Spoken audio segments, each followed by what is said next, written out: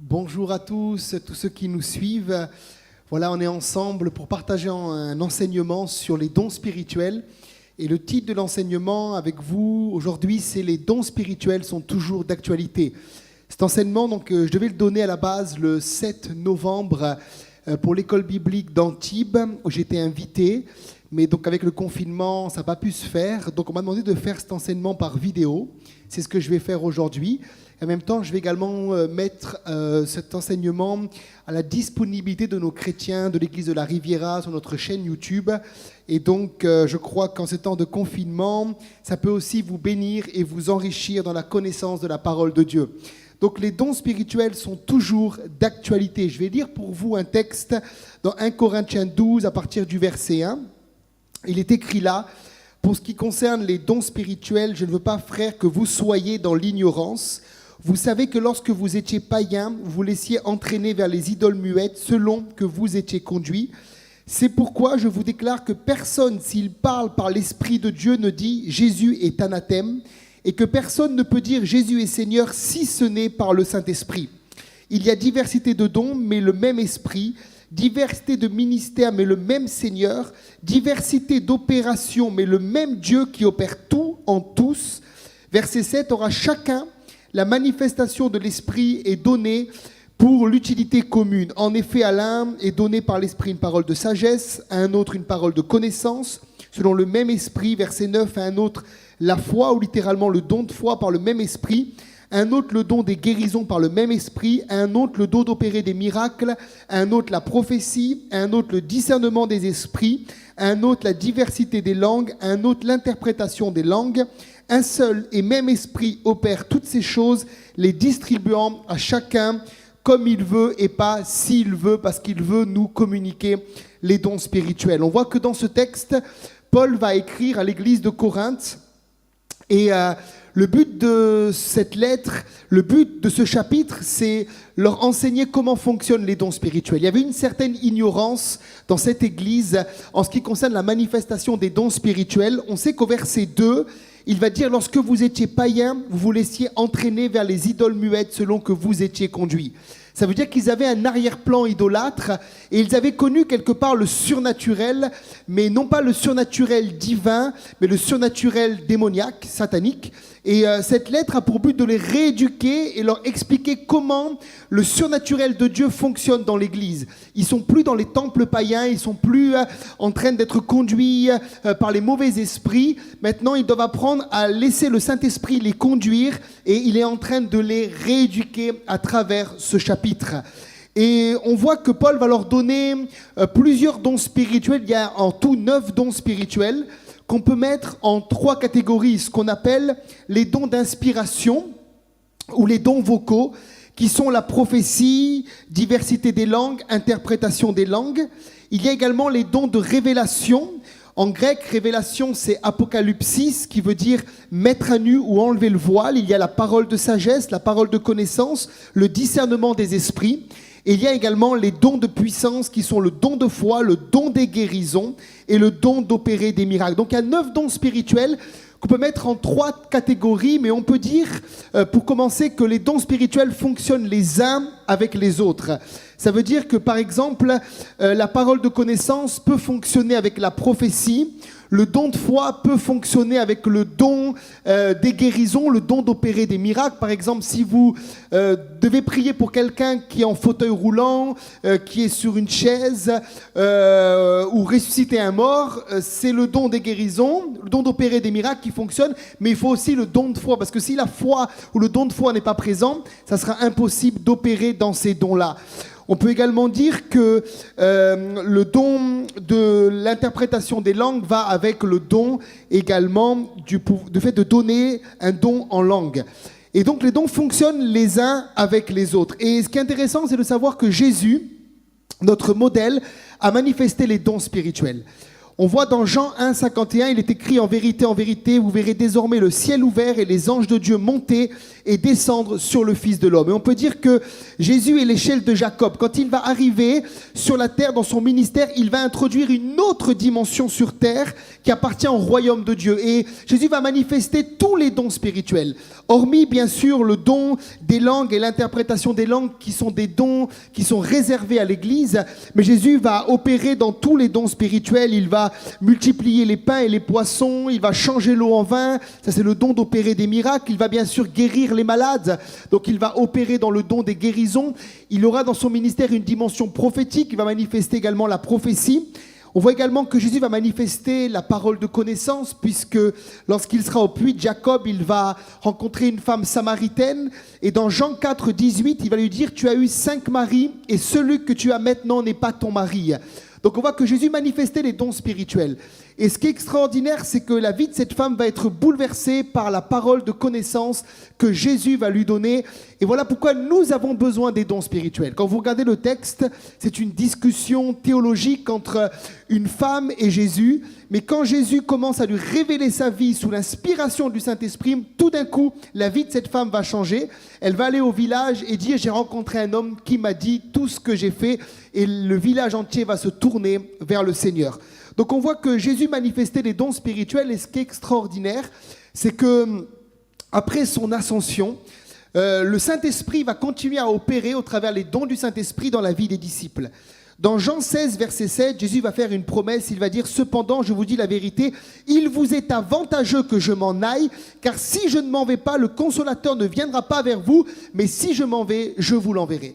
Et je ne pense pas que les disciples ont compris sur le moment, quand Jésus a dit ça, l'avantage qu'ils avaient à ne plus être avec Jésus.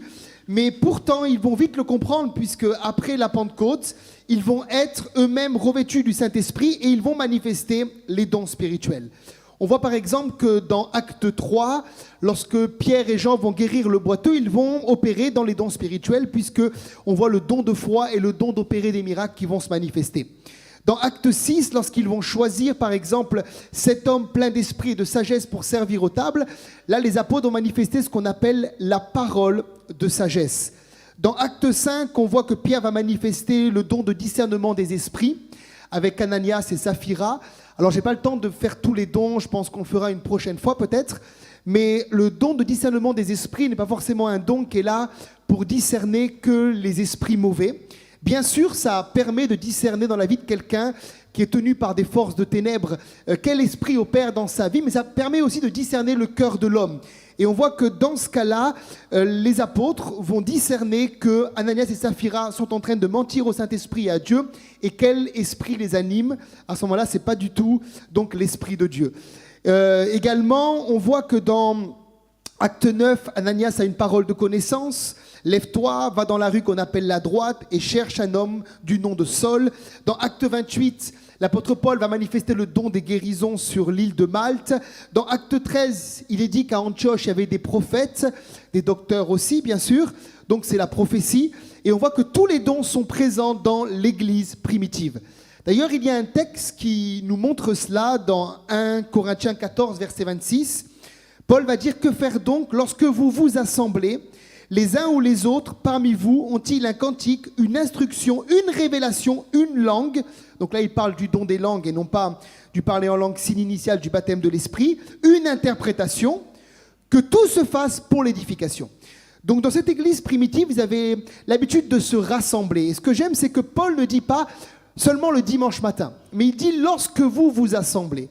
Ça veut dire que c'était une habitude dans toutes les réunions de l'église primitive, et ça doit être le cas dans nos églises aujourd'hui, qu'il y ait dans ces temps de rassemblement un temps pour la manifestation des dons spirituels.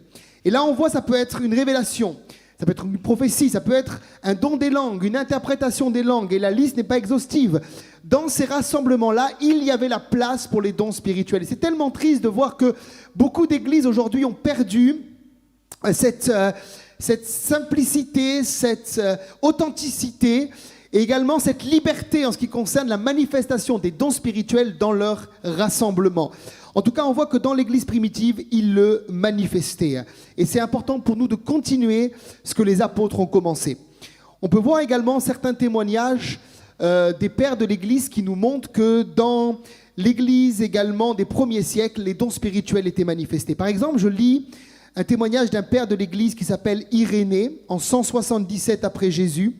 Il dira, nous savons pertinemment que beaucoup des frères dans l'Église possèdent le don de prophétie, parlent toute espèce de langue par l'Esprit Saint, alléluia, découvrent pour le bien des hommes les choses cachées et exposent les mystères de Dieu les plus élevés. Donc là, c'est clair que dans cette église également, des premiers siècles, les dons spirituels étaient manifestés.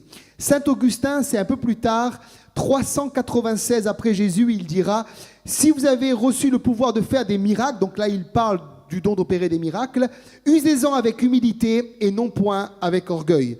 Justin Martyr, qui lui va opérer en 108-180 après Jésus, dira, nous avons chez nous-mêmes encore maintenant des charismes prophétiques, ce qui doit vous faire comprendre à vous-même que ceux que votre race a possédés jadis nous ont été transférés. Là, donc, il parle d'un transfert des dons spirituels dans sa génération et dans sa saison, que ce soit notre partage dans le nom puissant du Seigneur Jésus-Christ.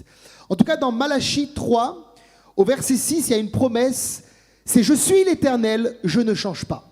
Ça veut dire que ce qu'ils ont manifesté, ce que Jésus a manifesté, ce que les apôtres ont manifesté, ce que les pères de l'Église ont manifesté, c'est également pour nous aujourd'hui. Beaucoup d'églises et prêchent, c'est un courant d'église en tout cas, que les dons spirituels se sont arrêtés avec le canon des Écritures, et c'est faux, Dieu ne change pas. Ce qu'il était hier, il l'est aujourd'hui et il le sera demain. Et il veut nous communiquer encore pour l'Église d'aujourd'hui, dans ce siècle, présentement, de manifester les dons spirituels, parce que les dons spirituels sont toujours d'actualité. On va le voir ensemble. Si les apôtres en avaient besoin, nous en avons encore besoin aujourd'hui pour toucher un plus grand nombre et pour toucher notre génération. Alors, dans quel but maintenant sont donnés les dons spirituels? C'est mon prochain point. Ils sont donnés, premièrement, pour ce que j'appelle l'édification de l'Église. On va voir ce que ça veut dire, le mot édifier. Mais dans 1 Corinthiens 12, verset 7, il est dit « Or à chacun, pas à des gens parfaits, pas à une élite, mais à chacun, la manifestation de l'Esprit est donnée pour l'utilité commune. » Premier but.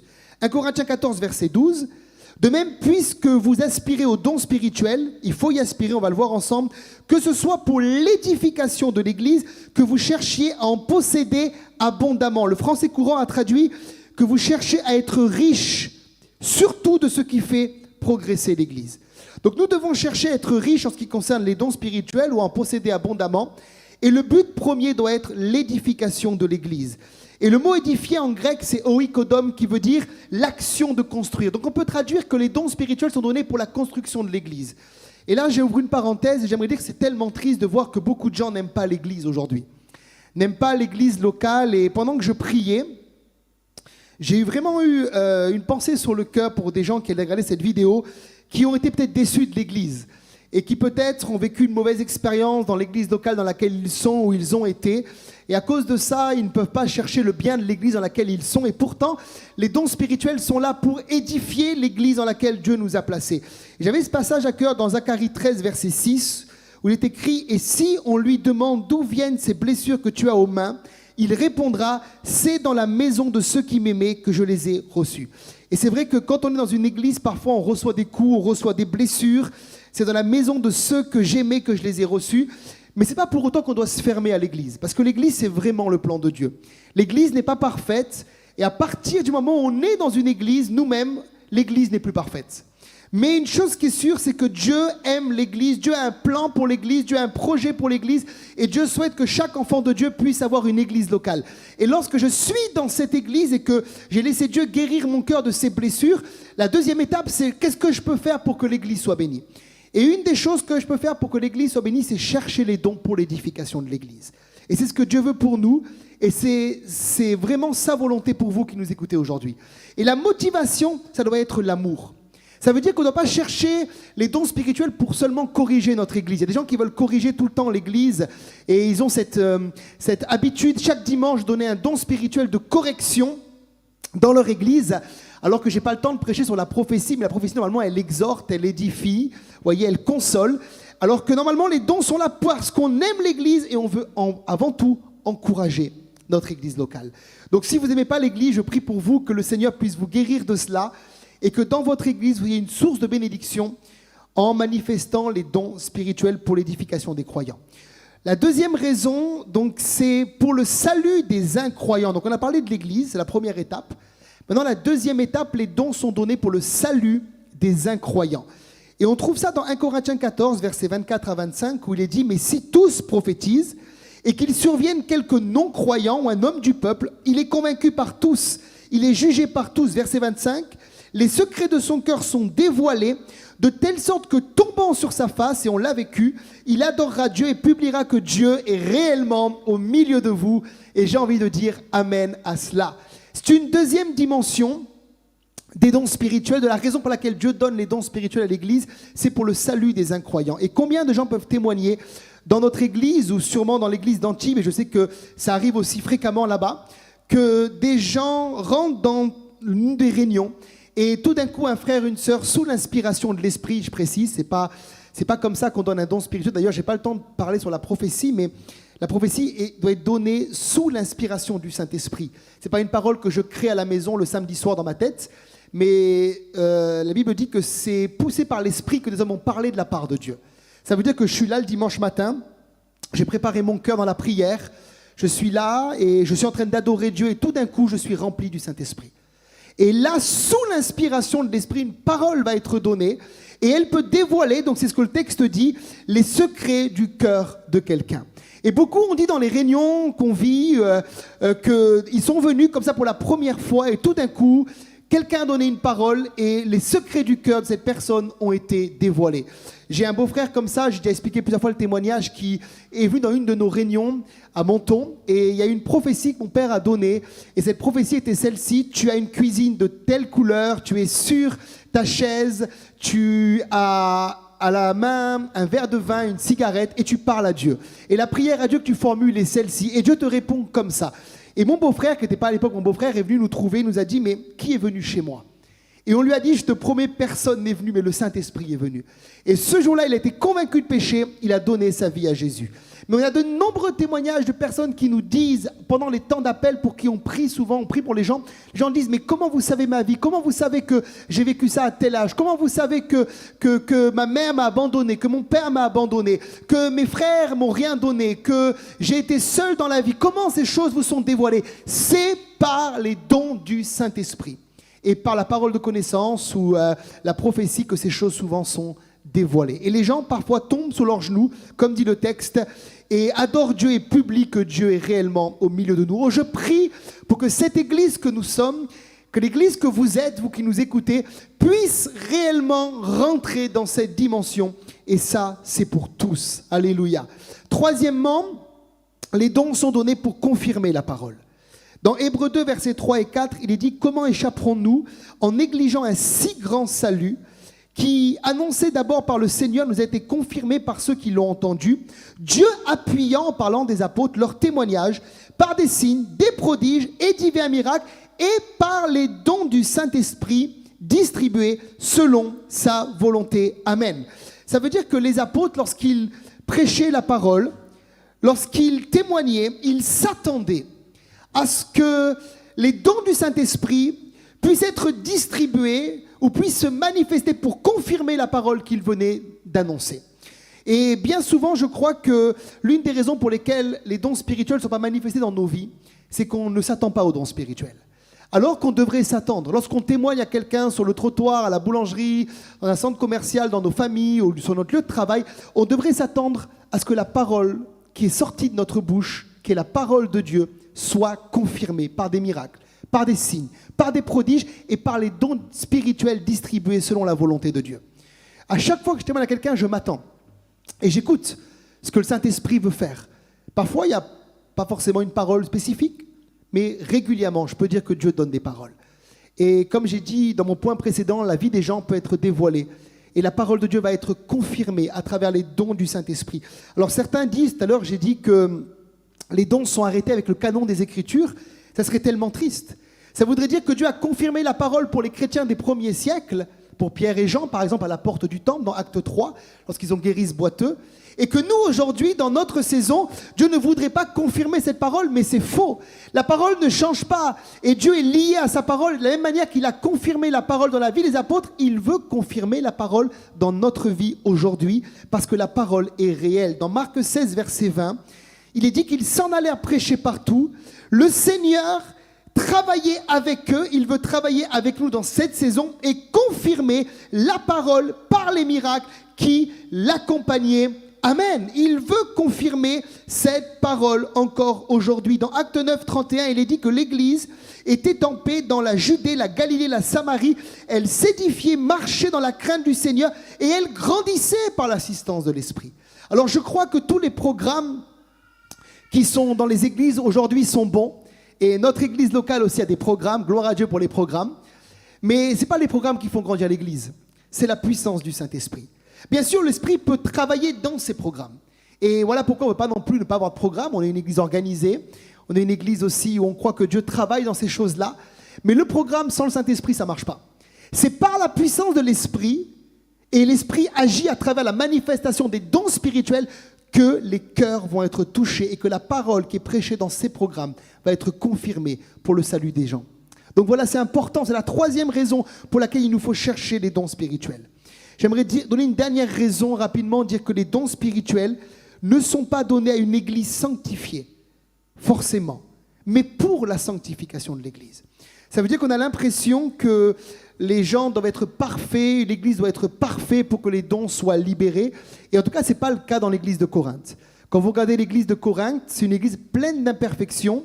Et quand vous lisez le premier chapitre de l'épître aux Corinthiens, il est dit que les dons sont présents dans l'église et tous les dons sont présents. Il ne leur manque aucun don, dit la Bible. Et on sait que tant qu'on est dans ce corps humain, il y aura des luttes, des combats avec le péché.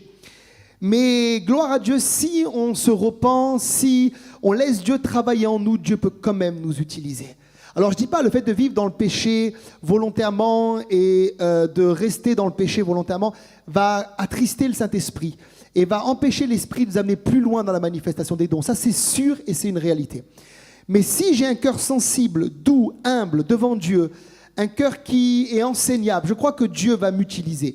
Et parfois les gens disent les dons spirituels sont donnés pour une église sanctifiée, alors que dans la Bible, je crois de tout mon cœur que c'est les dons qui amènent la sanctification. La correction de Dieu, l'amour de Dieu, l'exhortation de Dieu, la consolation de Dieu nous conduit dans la sanctification. Dites Amen à cela, derrière les écrans. Alléluia.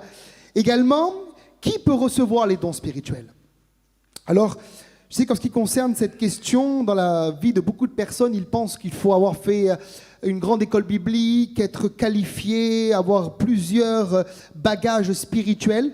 Et pourtant, ce n'est pas ce que les Écritures disent. Je vais lire pour vous un texte connu dans Acte 2, versets 17 et 18. Il est dit là, « Dans les derniers jours, dit Dieu, je répandrai de mon esprit sur toute chair. Vos fils et vos filles prophétiseront, vos jeunes gens auront des visions.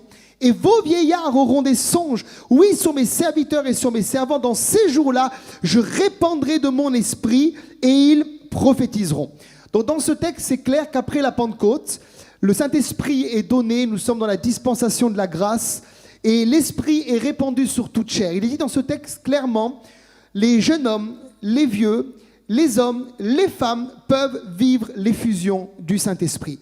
Et souvent, j'explique cela comme cela. Dans l'ancienne alliance, dans donc l'ancienne dispensation, il y avait ce qu'on appelle 3 catégories de personnes qui étaient ointes. Il y avait le roi, il y avait le prophète et il y avait le sacrificateur. Et en dehors de ces personnes-là, les gens n'avaient pas reçu l'onction. C'est-à-dire que si vous vouliez avoir une parole, par exemple, prophétique, il fallait trouver le prophète qui, sous l'inspiration de l'Esprit, allait donner une parole prophétique. Mais dans la Nouvelle Alliance, on a lu « l'Esprit est répandu sur toute chair ». Et dans Apocalypse 1, verset 6, il est dit « À celui qui nous aime, alléluia, et qui nous a délivrés de nos péchés par son sang, et qui a fait de nous un royaume. » Nous sommes un royaume de sacrificateurs pour Dieu, son Père. À lui soit la gloire et la puissance au siècle des siècles. Amen. Dites Amen derrière votre écran. Nous sommes devenus un royaume de sacrificateurs. Donc il n'y a plus seulement les sacrificateurs de l'ancienne alliance, les prophètes, les rois, mais nous sommes devenus un royaume de sacrificateurs. Si ta vie a été lavée dans le sang de Jésus, si tu as une alliance avec Dieu, tu peux aspirer, tu peux rechercher, tu peux demander à Dieu la manifestation des dons du Saint-Esprit. Dans 1 Corinthiens 12, verset 7, il est dit « Or à chacun, la manifestation de l'Esprit est donnée pour l'utilité commune. » Et dans 1 Corinthiens 12, verset 11, un seul et même esprit opère toutes ces choses, les distribuant à chacun en particulier, comme il veut, et pas si il veut, parce qu'il veut nous les donner.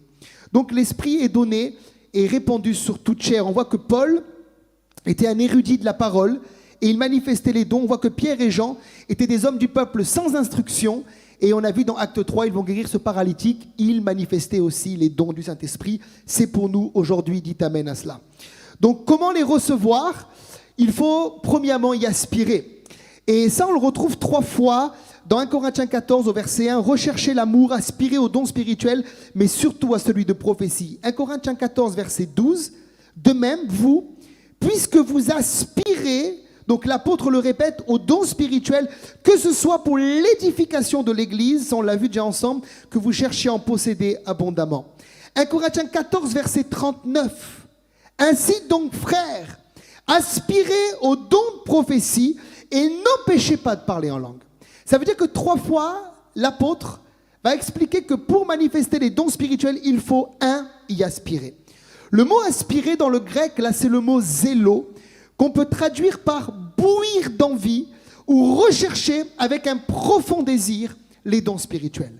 Et je crois que c'est la première raison pour laquelle beaucoup de gens ne reçoivent pas les dons spirituels, c'est qu'ils ne les recherchent pas avec un profond désir.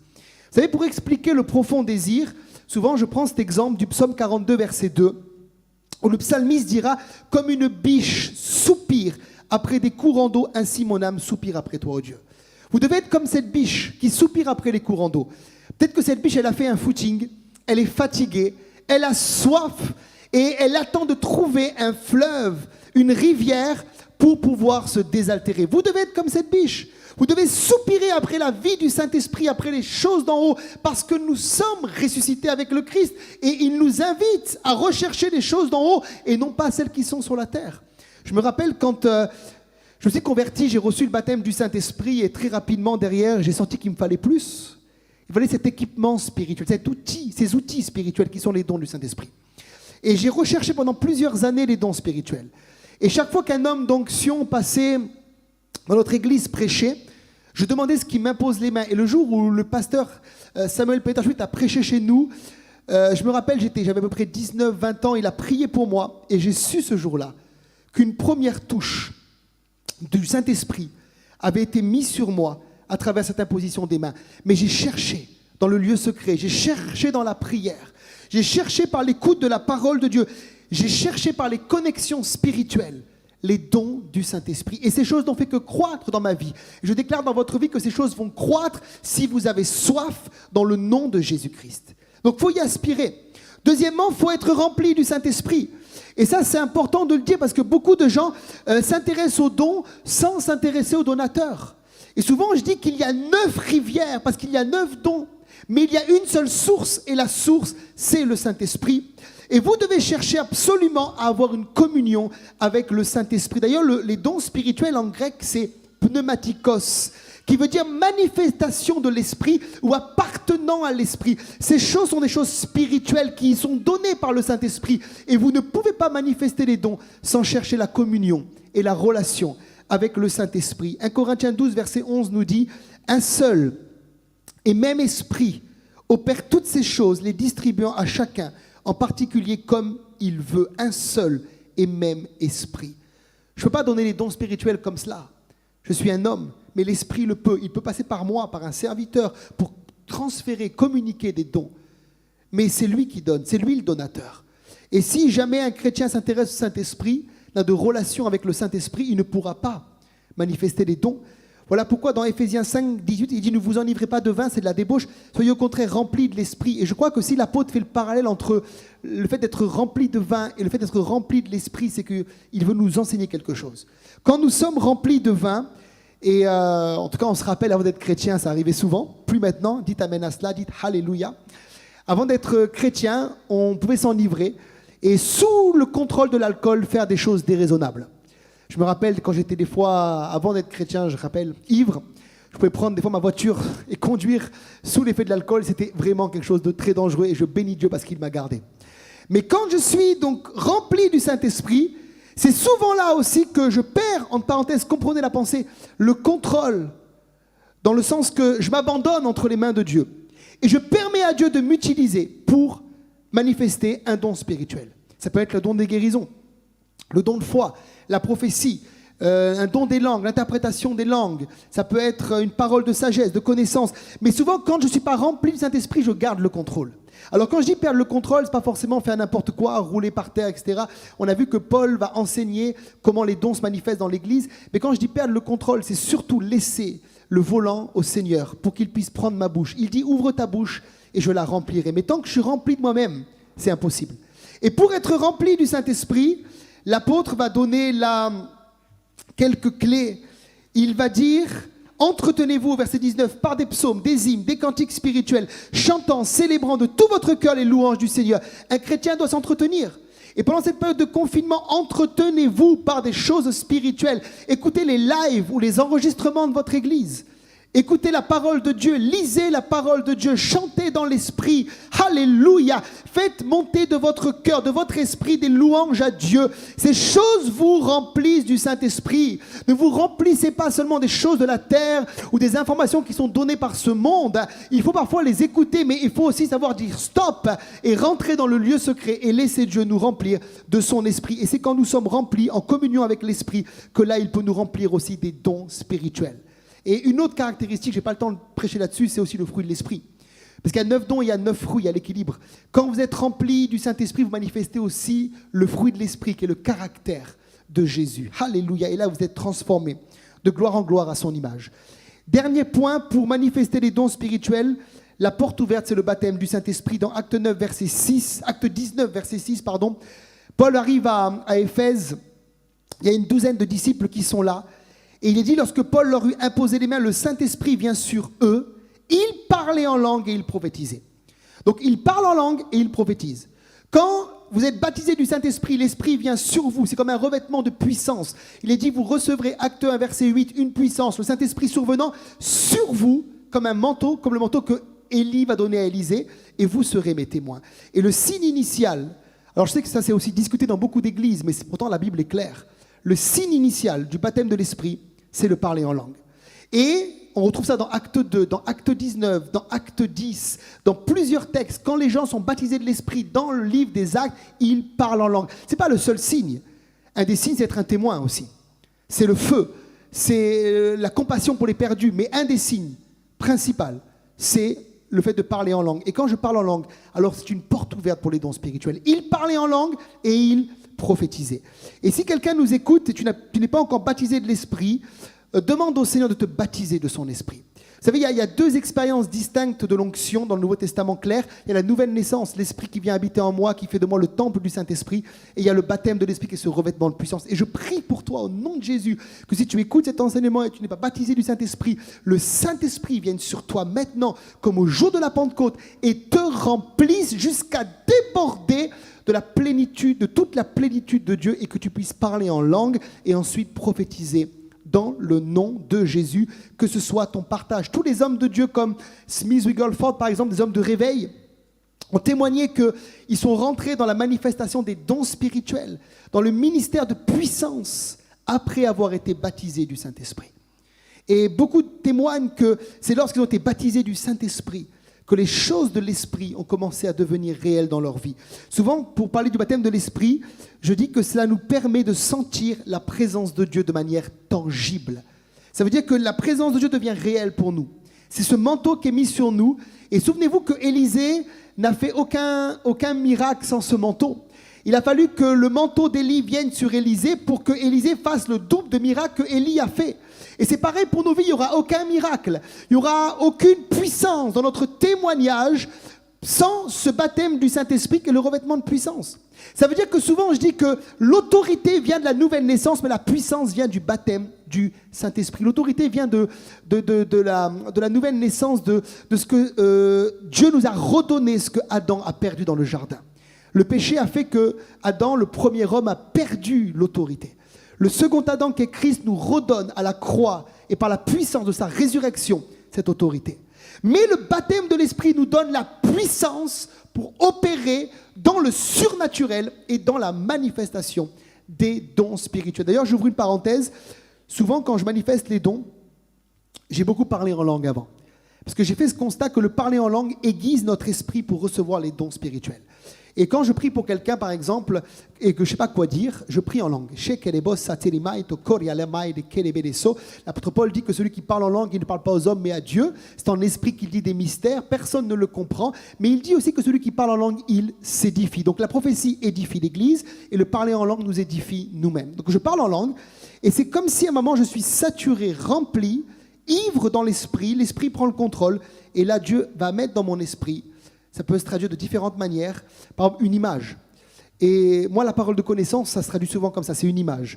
Par exemple, je vois le mot honte, le mot culpabilité, le mot crainte, ou le nom d'une maladie qui s'impose à mon esprit, que Dieu peut écrire dans mon esprit, par une image ou autre. Et là, je sais que c'est un don spirituel. Je pose la question aux gens. D'ailleurs, j'ouvre une parenthèse. Ne faites jamais l'erreur de dire « Dieu me dit pour toi, fais ci, fais ça ». Non, non, faites pas ça. Faites vraiment pas ça. Vous pouvez être beaucoup plus classe et dire aux gens, écoute, pendant qu'on prie, l'Esprit de Dieu met une pensée dans mon esprit, je sens que peut-être tu aurais pu vivre ça, est-ce que ça te parle? Et si la personne te dit non, alors ne cherche pas à insister, tu peux aussi te tromper. Mais si elle te dit oui, alors tu peux prier avec elle dans ce sens-là. Mais c'est souvent après avoir prié de longtemps en langue et de longs moments en langue que Dieu va mettre dans mon esprit des choses spirituelles. Et par exemple, la parole de connaissance, sagesse ou discernement des esprits ou autre. Et c'est là souvent que les dons spirituels se manifestent. J'aimerais conclure par 2 derniers points en disant que si vous manifestez les dons spirituels, vous devez rester humble et enseignable. Ça veut dire que beaucoup de gens pensent que les dons spirituels révèlent leur spiritualité et c'est faux. Ce qui révèle notre spiritualité, c'est notre fidélité à Dieu. C'est le fruit de l'esprit. C'est notre persévérance. C'est le caractère de Christ en nous, c'est l'amour, la capacité à pardonner, à aimer, à supporter dans l'adversité et à être toujours fidèle à Dieu, à sa parole, à l'église également locale dans laquelle Dieu nous a placés.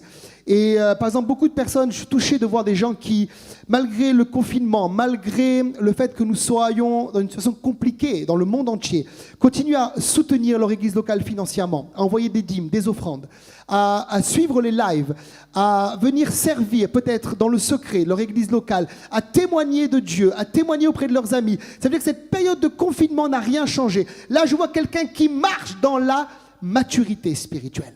Alors que les dons spirituels sont donnés pour un moment, dans une saison ou dans un instant T. Et une fois que le don s'est manifesté, je reviens donc dans ma vie normale. Et c'est là que j'ai besoin du caractère de Christ.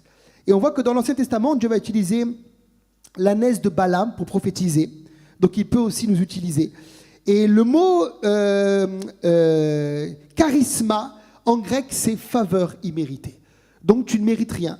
C'est une grâce que Dieu te donne de manifester les dons spirituels. 1 Corinthiens 4, verset 7 dit « Qui est-ce qui te distingue? Qu'as-tu que tu n'aies reçu? Et si tu l'as reçu, pourquoi te glorifies-tu comme si tu ne l'avais pas reçu ?» Tout est le résultat d'une grâce. Dieu peut prendre les dons, il les donne, et puis ils sont quand même à lui, et il en fait ce qu'il veut avec nos vies. Donc c'est important de rester humble et enseignable. Ne dites pas à votre pasteur, si vous avez des dons spirituels, je suis plus spirituel que toi. Non, ce n'est pas le don qui vous rend plus spirituel que le pasteur. Vous devez rester soumis et enseignable aux autorités que Dieu a mis sur votre vie en place. Et je terminerai en disant qu'ils se manifestent dans l'ordre et la bienséance. Beaucoup de gens disent, j'ai les dons spirituels, on a vu ça en introduction, puis ils perdent le contrôle. Et ça, c'est pas biblique. Dans 1 Corinthiens 14, versets 32 à 33, il est dit, les esprits des prophètes sont soumis aux prophètes, car Dieu n'est pas un Dieu de désordre, mais de paix. Dites amen à cela, 1 Corinthiens 14, verset 40, ainsi donc, frères, aspirez au don de prophétie, n'empêchez pas de parler en langue. Le parler en langue n'est pas interdit dans l'Église, comme certains le pensent. Mais que tout se fasse avec ordre et bienséance. Il y a un temps pour parler en langue dans l'église, il y a un temps pour parler en français, il y a un temps pour distribuer la Sainte Seine, il y a un temps pour les offrandes et il y a un temps pour les dons spirituels. Donc ceux qui viennent en disant je suis rempli du Saint-Esprit, je dérange le culte dans le désordre, je me lève, je coupe la prédication, je coupe la louange, je fais ça parce que j'ai un don spirituel, c'est pas biblique. L'esprit des prophètes est soumis aux prophètes. Oui, tu peux être rempli dans ton esprit à déborder, à avoir une parole prophétique, mais tu dois attendre le temps qui t'est donné. Et le temps, c'est celui de Dieu. Parce que Dieu est un chef d'orchestre, il y a un temps. Dans l'église, on sent qu'il y a un temps, souvent pour les dons spirituels. Moi, j'ai horreur de ça, des gens qui donnent des dons spirituels juste après l'offrande, on sait que c'est fini. Et puis, ils veulent apporter absolument leur parole. Il y avait un temps pour ça. Et on doit être sensible quand Dieu veut parler pendant ce culte. Alors après, je termine en disant que chaque église locale a une manière de faire différente. Respectez ce que Dieu a établi dans votre église. Par exemple, chez nous, à Beau Soleil, maintenant, les gens viennent soumettre le don à un responsable et on donne le micro parce qu'on sait que comme ça aussi, on est vraiment dans l'ordre et la bienséance. En tout cas, ça nous correspond à nous. Je sais qu'à Antibes, c'est différent, mais c'est bien, ça correspond à Antibes. Il n'y a pas de bonne et mauvaise formule. Il faut qu'on respecte les autorités que Dieu a mis en place dans nos vies et qu'on reste dans l'ordre et la bienséance. Je me rappelle de gens qui, dans mon enfance, des fois coupaient le prédicateur pour donner une prophétie, mais c'était terrible de faire ça. Parce que la parole écrite a autorité sur la prophétie. On ne peut pas dire donc maintenant on va couper le fait que le prédicateur parle pour une prophétie. C'est pas du tout biblique. D'ailleurs, je termine en disant 2-3 choses encore sur la prophétie. C'est que la prophétie ne contrôle pas la vie des gens. Si des gens viennent nous mettre une pression pour vous marier par la prophétie, refusez. Ou partir en mission, ou déménager, ou changer d'église parce qu'une prophétie est donnée. Ne suivez pas cela. Suivez d'abord le témoignage intérieur du Saint-Esprit. Et la prophétie doit toujours confirmer le témoignage que Dieu vous a donné. La prophétie aussi, elle édifie, elle exhorte, elle console, elle ne met aucune pression sur votre vie. Elle ne vous détruit pas, mais elle vous bâtit, elle vous édifie, comme on l'a vu en introduction. J'aimerais juste vous encourager, pour terminer, je vais lire un dernier texte. Et je vais juste prier simplement. J'espère que cet enseignement vous a béni. J'aurais aimé être avec vous, École biblique d'Antibes, pour prier pour vous. Donc je vais quand même prier sur l'enregistrement. Mais je crois que ce temps viendra. On pourra être à nouveau ensemble et prier. Dans Jean 7, 37, Jésus dit, le dernier jour, le grand jour de la fête, Jésus se tenant debout s'écria, si quelqu'un a soif, il y a des gens qui n'ont pas soif. Ça c'est vrai. Mais il y en a qui ont soif. Si quelqu'un a soif, qu'il vienne à moi et qu'il boive. Celui qui croit en moi, des fleuves d'eau vive couleront de son sein, de son esprit, comme dit l'Écriture. Donc si vous avez soif et si vous recherchez ces choses, Dieu veut vous les donner. Parce que les dons spirituels sont toujours d'actualité. Fermons nos yeux, j'aimerais prier.